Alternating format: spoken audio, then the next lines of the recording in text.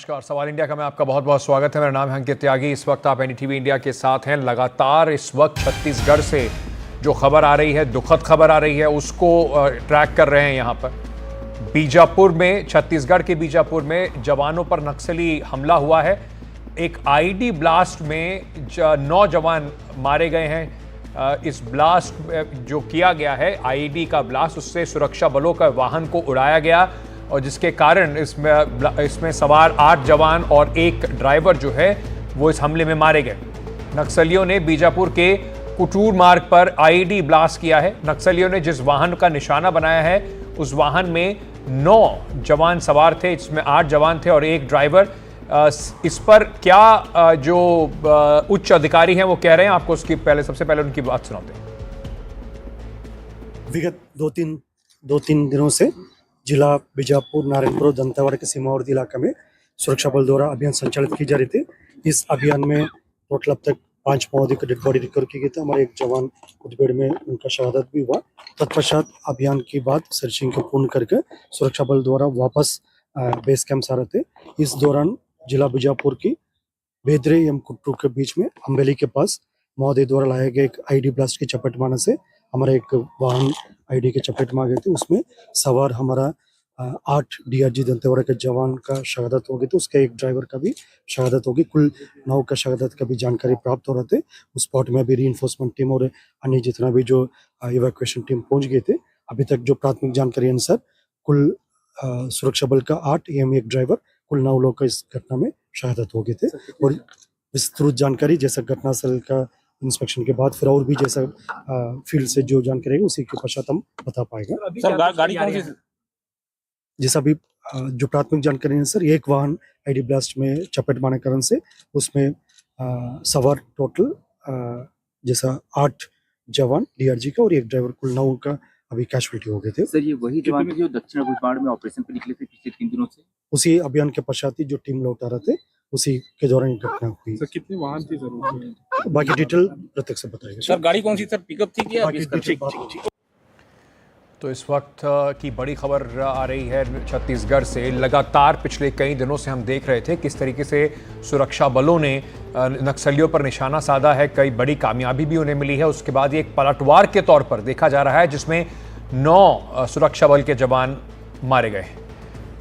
सीधे आपको ये भी सुनवाते हैं कि इस पर मुख्यमंत्री, उप मुख्यमंत्री ने क्या बात कही है। आपको सबसे पहले वो सुनवाते हैं।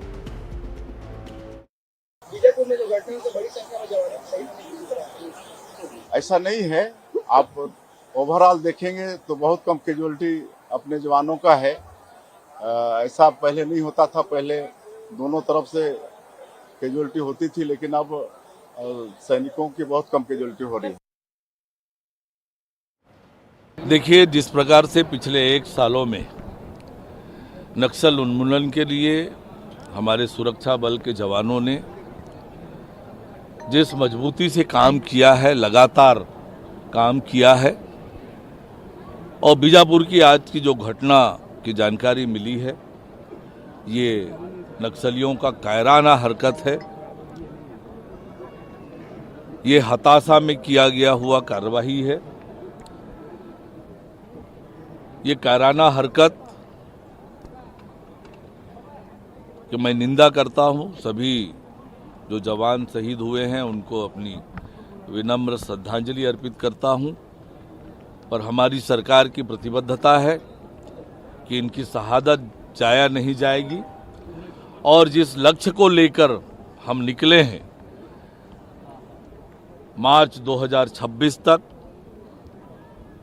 नक्सल मुक्त करने का, वो पूरा करेंगे। तो ये आप देख रहे थे किस तरीके से इस पर एक के बाद एक रिएक्शंस जो हैं वो छत्तीसगढ़ से आ रहे हैं। पिछले कुछ दिनों में जो सुरक्षा बल हैं उन्हें नक्सलियों के खिलाफ ऑपरेशंस में बड़ी सफलताएं मिली हैं और उसके बाद ये इस तरीके का जो हमला है इसे हताशा के चलते एक काउंटर रिएक्शन के तौर पर देखा जा रहा है। आईडी ब्लास्ट करके नक्सलियों ने एक गाड़ी उड़ाई है सुरक्षा बलों की। ये अपना जो वहाँ पर जिस तरीके से एरिया डोमिनेशन करने के बाद वापस पहुंच रहे थे, तब वहां पर ये आईडी ब्लास्ट किया गया है। जबरदस्त ये आप गड्ढा जो देख रहे हैं ये आईडी जो ब्लास्ट हुई है उसके बाद का गड्ढा सड़क पर दिखाई पड़ रहा है और इससे गाड़ी जो है वो पूरी तरीके से दुर्घटनाग्रस्त हुई, पूरी तरीके से उसके परखच्चे उड़ गए और इस गाड़ी में सवार 8 जवान और एक ड्राइवर जो था उसकी मौत हो गई है।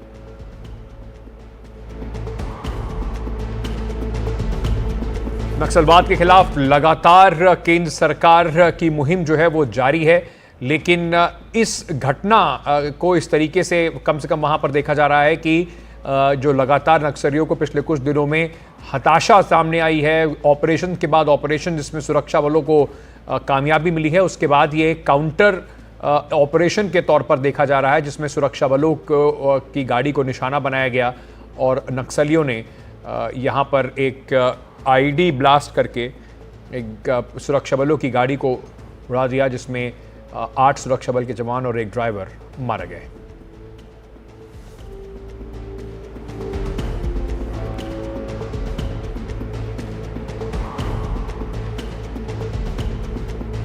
छत्तीसगढ़ से दुखद खबर, जहां पर आज बीजापुर के इलाके में एक आईडी ब्लास्ट के बाद ये घटना हुई। नक्सलियों ने इस घटना को अंजाम दिया है और इस ब्लास्ट में 9 जवान मारे गए हैं, जिसमें एक ड्राइवर और 8 जवान शहीद।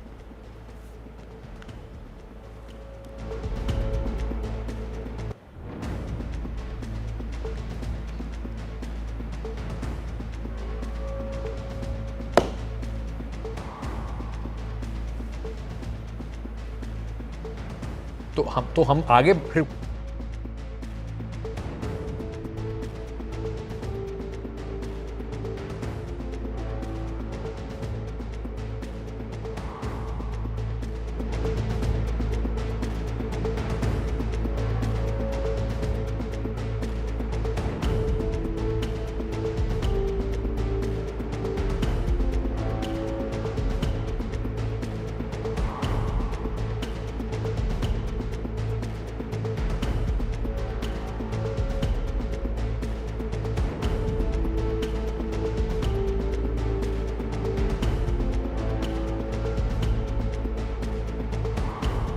छत्तीसगढ़ से दुखद घटना आ रही है, जहां पर एक आईडी ब्लास्ट में सुरक्षा बलों के 8 जवान, साथ ही साथ एक ड्राइवर मारा गया है। एक गाड़ी में सुरक्षा बल वापस अपने कैंप की ओर जा रहे थे, जहां पर ये पूरी घटना हुई और आईडी ब्लास्ट करके नक्सलियों ने एक ज़ोरदार धमाका हुआ है, जिससे गाड़ी के पूरे परखच्चे उड़ गए हैं। और आप ये तस्वीरें जो हैं वो देख रहे हैं, इसमें जवानों के जो हथियार हैं वहाँ पर वो दिखाई पड़ रहे हैं। गाड़ी जो है उसके जो हिस्से हैं वो पेड़ पर जाकर टंग गए, यानी कि इतना ज़बरदस्त ये ब्लास्ट था कि इस घटना के बाद उस गाड़ी के बिल्कुल परखच्चे उड़ गए और इसमें 8 जवान मारे गए हैं, एक ड्राइवर की भी मौत हुई है। ये हथियार मौके पर जो जवानों के थे वो भी मिले हैं और ये जो आप तस्वीरें देख रहे हैं ये बीजापुर से आ रही हैं।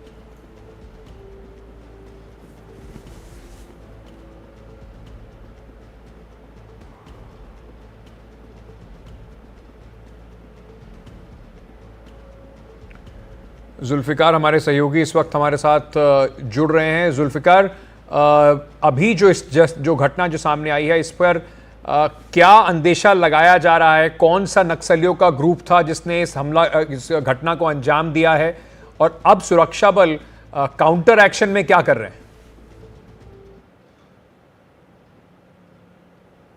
अभी किसने कौन सा ग्रुप है इसके बारे में जानकारी तो अभी सुरक्षा बलों की तरफ से आई नहीं हो, ना तो माओवादियों ने इसकी कोई जानकारी दी है। ये जरूर है कि जिस तरीके से बीते दिनों लगातार एंटी नक्सल ऑपरेशन चल रहे हैं और माओवादियों को इतना बड़ा नुकसान हुआ है और 230 से ज़्यादा माओवादी अब तक मारे जा चुके हैं, तो वो इस फिराक पर लगातार हैं माओवादी कि उन्हें मौका मिले किसी भी तरीके से सुरक्षा बलों को नुकसान पहुंचाएं।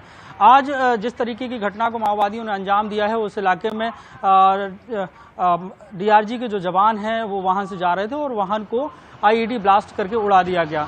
तो मौके वारदात की जिस तरीके की तस्वीरें सामने आ रही हैं, इससे अंदाजा लगाया जा सकता है कि ये तैयारी उनके पहले से हो सकती है कि कुछ दिन पहले तैयारी करके उन्होंने रखा हो और जितना वहाँ पे विस्फोटक उपयोग किया गया है उसकी मात्रा काफ़ी हो सकती है, क्योंकि 10 फीट गहरा करीब ये गड्ढा हुआ है और जो गाड़ी को ब्लास्ट से उड़ाया गया है उसके पेड़ में परखच्चे लटके हुए नजर आए और जिस तरीके से वहाँ की स्थितियां हैं, विभत्स स्थिति देखने को मिली है, तो मतलब इससे यह अंदाजा लगाया जा रहा है कि माओवादी लगातार उस इलाके में वारदात देने के लिए पूरी कोशिश में हैं और तमाम ताकत अपनी लगा रहे हैं। हालांकि जिस तरीके से अंदरूनी इलाकों में सुरक्षा बल का पेनिट्रेशन बढ़ा है, अंदरूनी इलाकों में गए हैं और कैंप लगातार खुल रहे हैं, और जो मकसद है कि 5-5 किलोमीटर में अंदरूनी इलाकों में कैंप स्थापित हो जाएं, क्योंकि ये घना जंगल है और इस इलाके में ही माओवादियों की, या ये कहें कि अभी मजबूत इलाका बचा है। लेकिन इन इलाकों में भी सड़क का निर्माण हो रहा है। जिस सड़क को हम देख रहे हैं यहाँ पे सड़क का निर्माण चल रहा है, क्योंकि जंगल के बीच में सड़क का निर्माण करना कितना मुश्किल है कि पहले पेड़ को काटना है, जमीन को समतलीकरण करना है, फिर उसके बाद BMW सड़क बनानी है, फिर डामरीकरण करना है। ये इस प्रक्रिया में लंबा समय लगता है, लेकिन उस इलाके में कैंप स्थापित होने के बाद ये चल रहा है। लेकिन जिस तरीके से ऑपरेशन हुए और 230 माओवादी पिछले 1 साल में अब तक मारे जा चुके हों, केंद्रीय गृह मंत्री अमित शाह ने जो दावा किया है कि छत्तीसगढ़ ही नहीं पूरे देश से मार्च 2026 तक माओवाद खत्म हो जाएगा, तो ऑपरेशन जो जितनी तेजी से अंदरूनी इलाकों में चल रहे हैं, तो बौखलाहट भी है।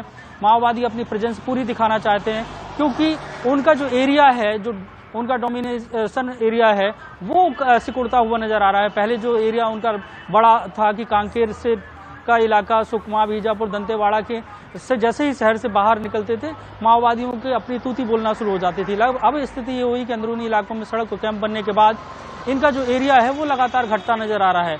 अब जो अबूझमाड़ का इलाका है, जहाँ पे पहले कभी कोई भी फोर्सेस नहीं पहुंची, उन जगहों पर फोर्सेस पहुंच चुकी हैं और वहाँ पे ऑपरेशन हो रहे हैं, बड़ी संख्या में माओवादी मारे जा रहे हैं। तो अब इस पूरे इलाके में कहीं पे भी माओवादी मौके की तलाश में है कि किसी भी तरीके से वो इस घटना को अंजाम दे सकें, जैसे कि आज उन्होंने देगा। हालांकि अब इन्वेस्टिगेशन होगी, सुरक्षा में अगर कहीं चूक है तो उसके लिए आने वाले वक्त में अलर्ट रहना पड़ेगा। लेकिन फिलहाल तो यही है कि नुकसान हुआ है, जिसमें 9 लोग शहीद हुए हैं माओवादी के इस हमले में, IED ब्लास्ट में। जी जुल्फिकार, जैसा आप बता रहे हैं कि अभी इस पर डिटेल्स आना बाकी है, इन्वेस्टिगेशन भी इसके ऊपर होगी, लेकिन ये जो जवान थे, ये कौन सी बटालियन से थे और कहां से आ रहे थे? क्या किसी ऑपरेशन को अंजाम देकर आ रहे थे? क्या डिटेल्स अभी तक सामने आई? ये DRG के जवान है, डिस्ट्रिक्ट रिजर्व गार्ड, क्योंकि डिस्ट्रिक्ट रिजर्व गार्ड के जो जवान हैं वो अंदरूनी इलाकों में लगातार ऑपरेशंस में शामिल होते हैं और अंदरूनी इलाकों में मूवमेंट करते हैं, या ये कहें कि सर्चिंग ऑपरेशन में भी लगातार इनका उपयोग किया जाता है। हालांकि जितनी भी फोर्सेस है वो सभी वहाँ पे डिप्लॉयड हैं और वो अपना काम कर रही थी, लेकिन DRG का इम्पोर्टेंस इसलिए बढ़ जाता है क्योंकि अंदरूनी इलाकों को बेहतर तरीके से जानते हैं और स्थानीय सुरक्षा के जवान हैं, तो ये उस इलाके में मूवमेंट करते हैं।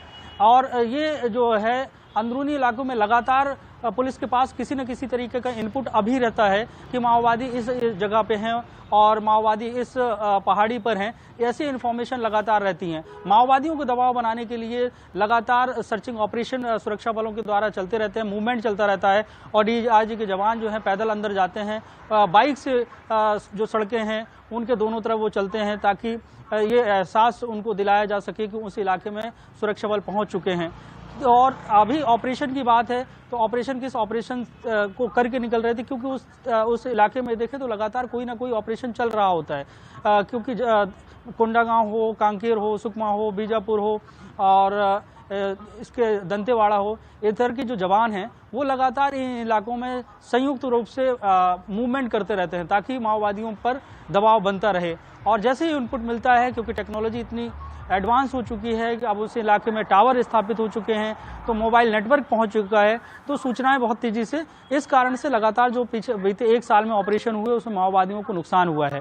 और ये लगातार माओवादी इस फिराक में है कि कहीं पे भी उन्हें एक चूक मिले, कहीं पे भी एक गलती करते हुए जवान नजर आए, या कहीं पे ऐसे शांति बिल्कुल पूरी तरीके से है। और माओवादियों की एक टैक्टिक्स है कि जब पूरे इलाके में पूरे तरीके से ऐसा लगने लगता है कि उधर से मूवमेंट सुरक्षा बलों का हो गया, उस इलाके में कोई माओवादियों का मूवमेंट नहीं है, तो ऐसी जगहों पर माओवादी फिर घात लगाकर या IED बिछाकर इस तरीके की घटना को अंजाम देते हैं और ये बताने की कोशिश करते हैं कि अभी उनकी उस क्षेत्र में उपस्थिति बाकी है, क्योंकि बीते 1 साल में लगातार जो नुकसान हुआ है और जिस तरीके की खबरें आई कि माओवाद सिकुड़ रहा है और माओवादियों के अंत बहुत नज़दीक है, तो ऐसे में ये बड़ी वारदात को अंजाम देके वो अपने कैडर को मजबूत करना चाहते हैं। जो उनके साथ भाग रहे हैं जो माओवादी हैं, उन्हें अपने जान का खतरा है, तो उनको भी ये मैसेज देने की जो उनके टॉप लीडर कमांडर हैं वो बताना चाहते हैं। जी बने रहिए हमारे साथ। जुल्फिकार, अनुराग द्वारी हमारे सहयोगी भी इस वक्त हमारे साथ जुड़ रहे हैं। अनुराग, काफ़ी सालों से इस तरीके की जो घटनाएं हैं या माओवादी जो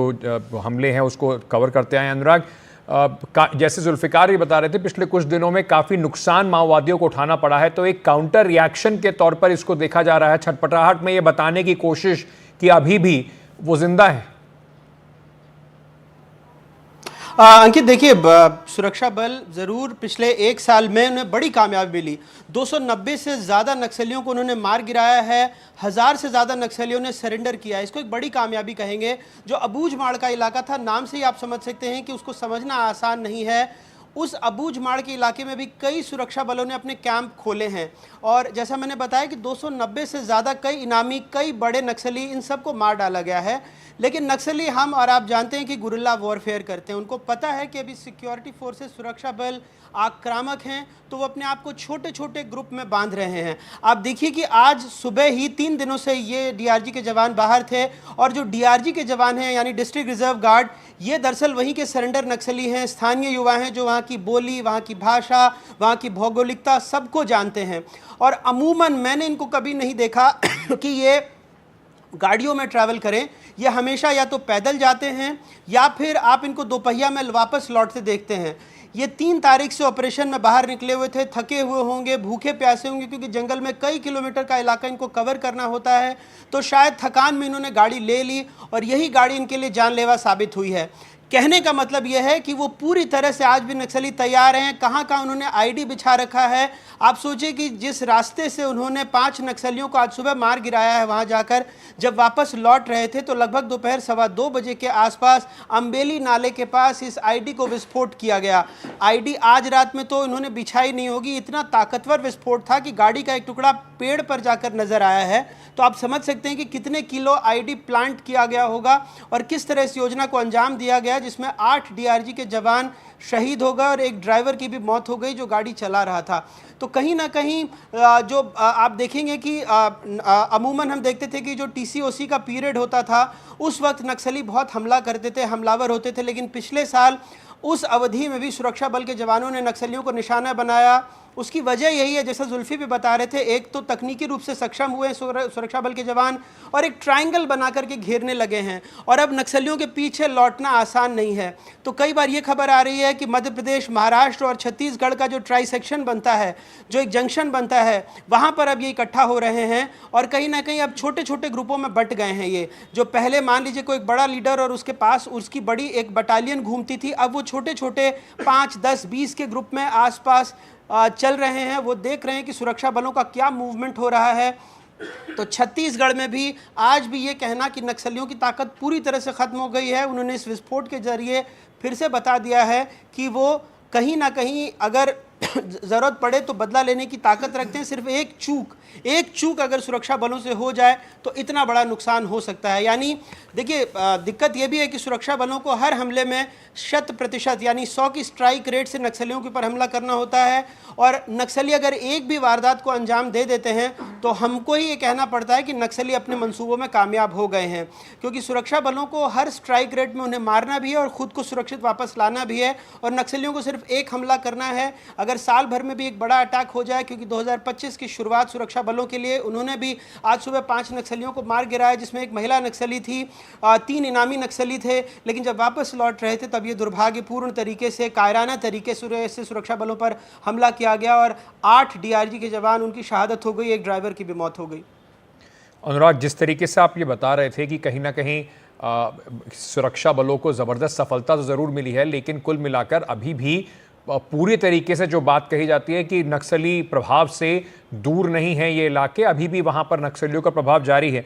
लेकिन इससे क्या सबक है और आगे अब क्या आपको लगता है कि कुछ एसओपीज़ में बदलाव होगा? किस तरीके से अब आगे सुरक्षा बल इस पूरी समस्या से निपटेंगे? देखिए अंकित, सबसे पहला सबक तो यही है कि कभी भी आप ये मानकर नहीं चल सकते, आप चूक नहीं कर सकते ये सोचकर कि आज आपने एक बड़ी कामयाबी हासिल की है और अब चूंकि सुरक्षा बलों ने काफ़ी अंदर तक नक्सलियों को धकेल दिया है, नुकसान पहुंचा दिया, सिर्फ उनमें दोबारा पलटवार करने की ताकत नहीं है। ये ताकत छत्तीसगढ़ में और खास करके बस्तर के इलाके में आज भी नक्सली रखते हैं। इसलिए आपको हर कदम को फूंक फूंक कर रखना होगा। जो भी स्टैंडर्ड ऑपरेटिंग प्रोसीजर है उसका पालन करना ही होगा। उसको सुनिश्चित करना होगा कि आप अपने एसओपी का पालन करें, क्योंकि जैसा मैंने बताया कि डीआरजी के जवान ये बहुत हमने देखा नहीं कि डीआरजी के जवान इस तरह से गाड़ियों में आए। वो अक्सर या तो पैदल ही जाते हैं या फिर अपनी मोटरसाइकिलों में ही वापस लौटते हैं, और उसमें भी जिस रास्ते से जाते हैं उस रास्ते को कभी वापस नहीं लेते, अलग अलग रास्तों में आते हैं।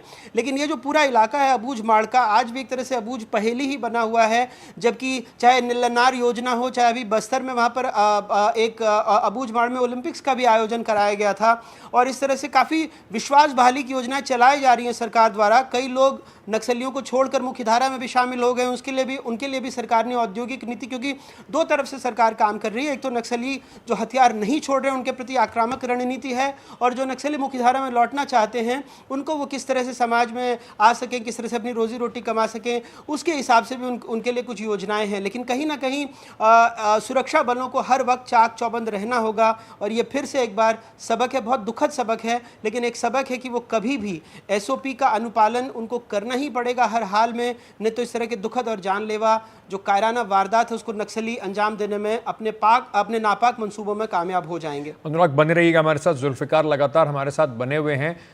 जुल्फिकार, अभी जो जहां पर ये घटना हुई थी वहां पर अभी क्या हालात हैं? जो जवान मारे गए हैं उनके शव कहां पहुंचे हैं और क्या वहां पर आगे की कार्रवाई हो रही है?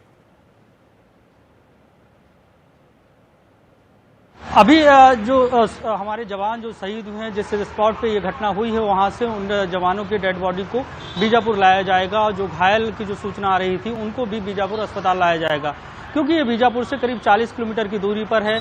और हो सकता है कि हम अभी यहाँ पे चर्चा कर रहे हैं और वहाँ पे उनको लाने की प्रक्रिया शुरू हो गई हो, घायल जवानों को बीजापुर अस्पताल पहुँचा भी दिया गया हो, क्योंकि लगातार इस पूरे मामले पर जो सुरक्षा में लगे अधिकारी हैं, चाहे आईजी हो बस्तर के, ये इस पूरे ऑपरेशन को नज़र बना के रखे हुए हैं और लगातार उनके संपर्क में हैं, और जो पूरी कोशिश की जा रही है। लेकिन हालांकि अभी कुछ देर बाद हो सकता है कि अपडेट और जारी हो कि किस तरीके से इस कहीं पे अगर चूक हुई है और ये जो घटना माओवादियों ने अंजाम दी है किस तरीके से क्या हुआ है, तो आने वाले वक्त में इसके बारे में जानकारी होगी।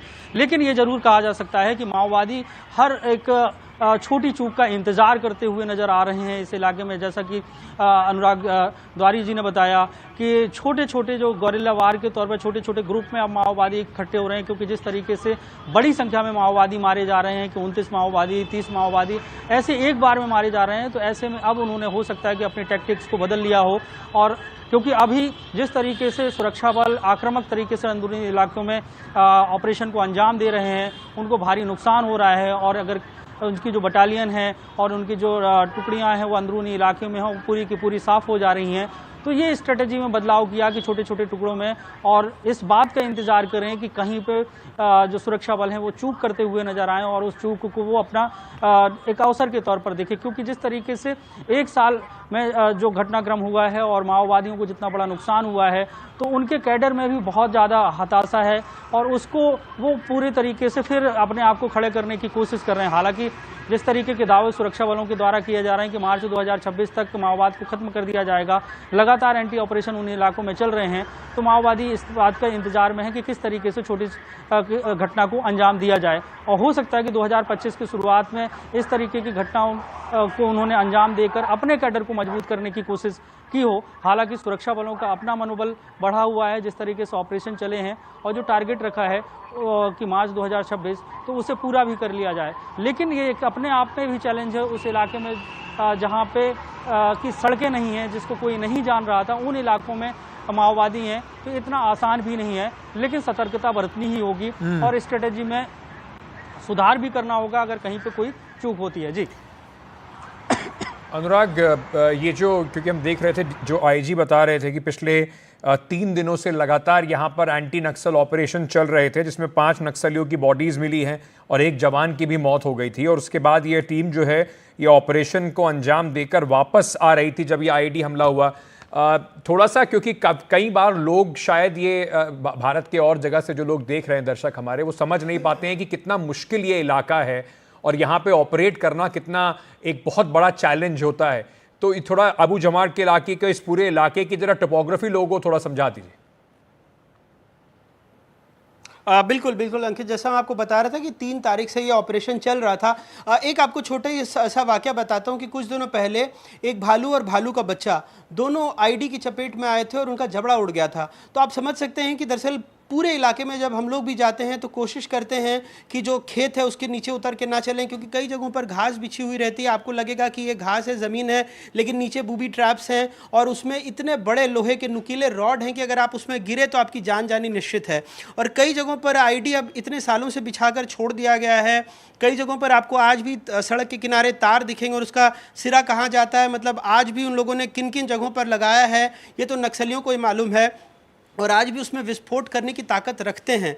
आपने देखा होगा कि वहाँ पर सड़कें बनाना कितना चुनौतीपूर्ण है, लेकिन अब सुरक्षा बलों ने, जैसा जुल्फी भी बता रहे थे, कि अंदरूनी इलाकों तक उन्होंने न सिर्फ सड़कें बना ली है बल्कि जो संचार के साधन है, जो कम्युनिकेशन है, चाहे फ़ोन हो चाहे बाकी के और तमाम साधन हो, वो अंदर ले गए हैं। लेकिन आज भी जो अबूझमाड़ का इलाका है जैसे नाम से ही आप समझ सकते हैं, आप सोचिए ना कि पूरा का पूरा जो बस्तर का इलाका है वो पूरे केरल के बराबर, जब एक बार अविभाजित बस्तर के जो इलाके थे वो एक राज्य के बराबर है, इतनी बड़ी उसकी भौगोलिकता है वहाँ पर। और एक सिरे से अगर आंध्र की सीमा लगती है, एक सिरे से उड़ीसा की सीमा लगती है, एक सिरा महाराष्ट्र में चला जाता है, एक मध्य प्रदेश में लगता है। तो कई जगहों से ऐसे जंक्शन भी हैं जहाँ से नक्सली आराम से घात लगाकर हमला करते हैं और फिर अपने सुरक्षित इलाकों में चले जाते हैं। तो आज भी वहां पहुंचना डीआरजी के जवानों के आने के बाद, जैसे मैंने आपको बताया कि या तो वो सरेंडर नक्सली हैं या फिर वहीं के आसपास के ग्रामीण हैं जिन्हें वहां की भाषा आती है, वहां की भौगोलिकता को समझते हैं, वहां की बोलियों को समझते हैं। तो वो एक तरह से जो पैरामिलिट्री फोर्स हैं, जो केंद्रीय रिजर्व सुरक्षा बल के जवान हैं या बीएसएफ के जवान हैं, उनके लिए आँख नाक कान का काम करते हैं। और उनके आने की वजह से और धार पैनी हुई थी सुरक्षा बलों की। लेकिन आप देखिए कि वही बेचारे जब पहले वापस लौट रहे थे, कहीं ना कहीं कुछ एसओपी का पालन करने में कुछ ना कुछ चूक ज़रूर हुई है और इस वजह से इतने बड़े वारदात को नक्सलियों ने अंजाम दिया है।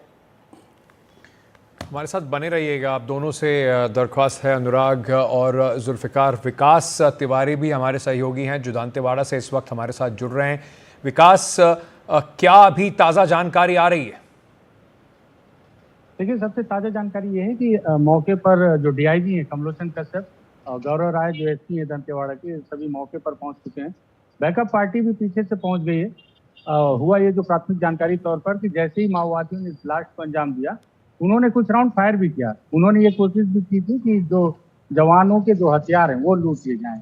अमूमन माओवादियों की कोशिश होती है कि जब भी वो जवानों को नुकसान पहुंचाएं तो उनके हथियार भी लूट लिए जाएं। लेकिन अभी प्राथमिक जानकारी के तौर पर अधिकारियों ने इस बात की पुष्टि नहीं की है कि जो जवान शहीद हुए हैं उनके हथियार रिकवर किए गए हैं या उनके हथियार माओवादियों के द्वारा लूट लिए गए हैं, क्योंकि माओवादियों के द्वारा किसी भी घटना को अंजाम देने में उनका प्रमुख जो उद्देश्य होता है कि हथियार लूटना भी होता है, जवानों को नुकसान पहुंचाने के साथ साथ। जो 2 दिन से ऑपरेशन चल रहा था अबूझमाड़ में, जिसमें 5 माओवादियों को मार गिराने की सफलता जवानों को मिली थी, बताया जा रहा है उसमें एक जवान भी जो शहीद हुए थे कल, जिन्हें गार्ड ऑफ ऑनर देने के बाद ये जो जवान है सभी उनके साथी थे। और जब ये वापस लौट रहे थे तो डीआरजी के कुछ जवानों से मेरी अभी बात हुई। उन्होंने बताया कि उस जवान के घर जाने का उद्देश्य भी इनका था और उसी रास्ते से स्कॉर्पियो वाहन है जिससे ये जवान सारे बैठ कर आ रहे थे उसमें। और माओवादियों के द्वारा यहाँ पर भी जो अरनपुर की घटना हुई थी इसके पहले, जिसमें फॉक्स होल का यूज किया गया था, तो मुझे ऐसा अंदाजा लगाया जा रहा है, हालांकि जांच के बाद सारी चीजें क्लियर होंगी, क्योंकि यहाँ पर भी उनके द्वारा फॉक्स होल ही बनाया गया था। फॉक्स होल जो होता है अमूमन जो रेगुलर सड़क होती है उसके नीचे में पहले से माओवादियों के द्वारा फॉक्स होल बनाकर रखा जाता है और उसके अंदर में बोरियों में पत्थर भरकर अंदर पैक कर दिया जाता है। अगर जब भी माइन डिटेक्टर से इन आईडी बम को डिटेक्ट करने की कोशिश भी की जाती है तो क्योंकि वहां पर आईडी बम प्लांट नहीं होता इसलिए ये डिटेक्ट नहीं हो पाते। जब भी माओवादियों को इस तरह का हमला करना होता है तो सिर्फ बोरियों को बाहर निकालकर वहां वो आईडी बम प्लांट कर देते हैं, जिससे बहुत है जवानों को नुकसान पहुंचाने की। अरनपुर में भी इसी तरह की घटना की गई थी। यहाँ भी अभी प्राथमिक तौर पर यही अंदाज लगाया जा रहा है, क्योंकि जिस रास्ते से जवान लौट रहे थे उस रास्ते की लगातार डिमाइनिंग होती रही है। उस रास्ते पर लगातार रोड ओपनिंग पार्टी के तहत जवान चलते रहे। बोतली और गोदली और कुटरू का इलाका है और करकेली जो गांव है उसके आसपास की ये घटना हुई है, जहां पर माओवादियों ने इस घटना को अंजाम दिया है। अभी फिलहाल प्राथमिक तौर पर ये पता नहीं चल पा रहा है, क्योंकि ऐसा लग रहा है अंदाज कि बारूद बड़ी मात्रा में उपयोग किया गया है। और क्योंकि जिस तरह से जो गाड़ी के जो परखच्चे उड़े हैं, जवानों के शव की जो तस्वीरें हैं वो शव की तस्वीरें देखी नहीं जा रही, उन्हें गठरियों में बांध कर रखा गया है। और 100 मीटर ऊपर तक स्कॉर्पियो का जो सामने का हिस्सा है, बोनट का जो लोहे का, तो 100 मीटर ऊपर पेड़ में लटका हुआ है। इससे आप उस भयानक जो ब्लास्ट है उसका अंदाज लगा सकते हैं कि माओवादियों ने कितनी बड़ी घटना को अंजाम देने की कोशिश की थी। जी बीते दिनों दरअसल जब से बस्तर में माओवाद के खिलाफ लड़ाई चल रही है कि एमपीवी वाहन का इस्तेमाल किया जाता है, माइंड प्रोटेक्टर व्हीकल। जब इस वाहन को पहली बार बस्तर में लाया गया था तो उसमें प्रेस कॉन्फ्रेंस करके बताया गया था कि 50 किलो तक के बारूद के ब्लास्ट को सहने की इसमें क्षमता है। और कुछ ही दिनों बाद माओवादियों ने उससे ज्यादा बारूद का इस्तेमाल करके उस वाहन के परखच्चे उड़ा दिए थे। बीते दिनों एक बार फिर से एक नई वाहन का इस्तेमाल जवानों के द्वारा किया जा रहा है। उसको लेकर भी उसकी कई जानकारियां पुलिस के द्वारा और कई पत्रकारों के द्वारा साझा कर दी गई कि इसमें कितना बारूद लगाएंगे तो ये कितना बारूद का क्षमता ये सह सकता है। मुझे लगता है जिस तरह से इस गाड़ी के परखच्चे उड़े हैं, कहीं ना कहीं माओवादियों ने जो नई हाईटेक व्हीकल है उसे भी अपने निशाने में लेने की कोशिश की है। बहुत बहुत शुक्रिया हमारे साथ जुड़ने के लिए, इस पूरी जानकारी के साथ जुल्फ़िकार, अनुराग और आपका भी विकास हमारे साथ जुड़ने के लिए। छोटा सा एक ब्रेक ले रहे हैं, ब्रेक के बाद वापस आ रहे हैं। लगातार इस घटना पर हमारी नज़र बनी हुई है, बने रहिए एनडीटीवी के साथ।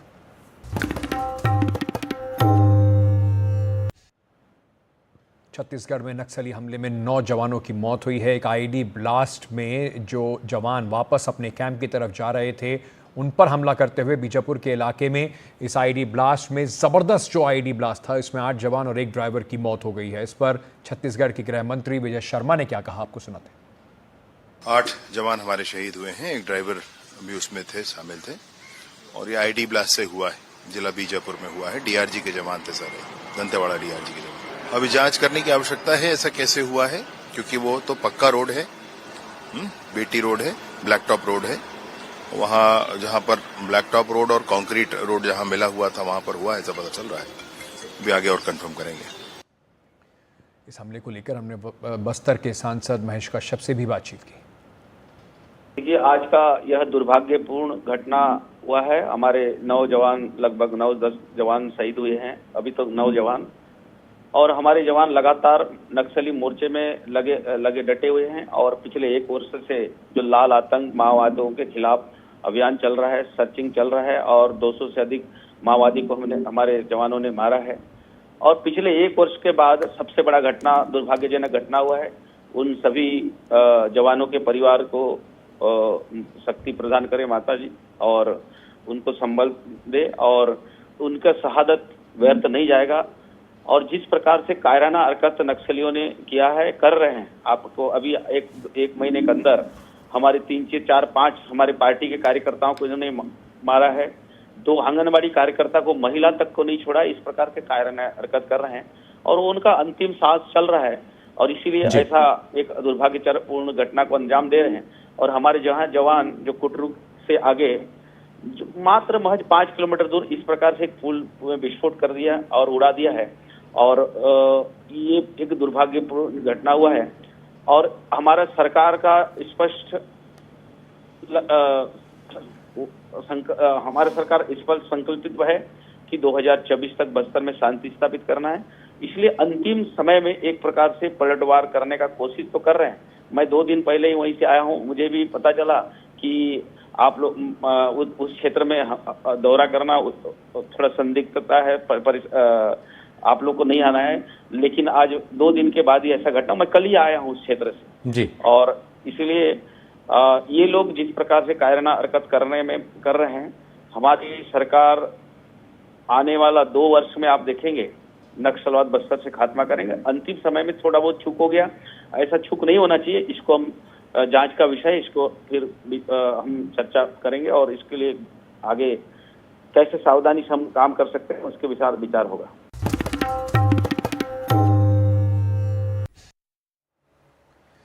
दिल्ली की मुख्यमंत्री आतिशी आज बीजेपी के नेता रमेश बिधूरी के आपत्तिजनक बयान का जवाब देते हुए रो पड़ी। आतिशी ने प्रेस कॉन्फ्रेंस कर कहा कि रमेश बिधूरी मेरे 80 वर्षीय पिता को गाली दे रहे हैं। क्या आप चुनाव के लिए इतनी गंदी राजनीति करेंगे? मैंने कभी नहीं सोचा था कि इस देश की राजनीति इतनी गिर सकती है। आतिशी ने कहा, मैं रमेश बिदूरी से कहना चाहती हूं, मेरे पिता पूरी जिंदगी शिक्षक रहे, उन्होंने हजारों गरीब बच्चों को पढ़ाया है। अब उनकी उम्र 80 वर्ष की हो चुकी है और वे इतने गंभीर स्थिति में हैं कि बिना सहारे चल भी नहीं सकते। रमेश बिदूरी अब ऐसी स्थिति में पहुंच चुके हैं कि एक बुजुर्ग व्यक्ति को गालियां देकर वोट मांग रहे हैं।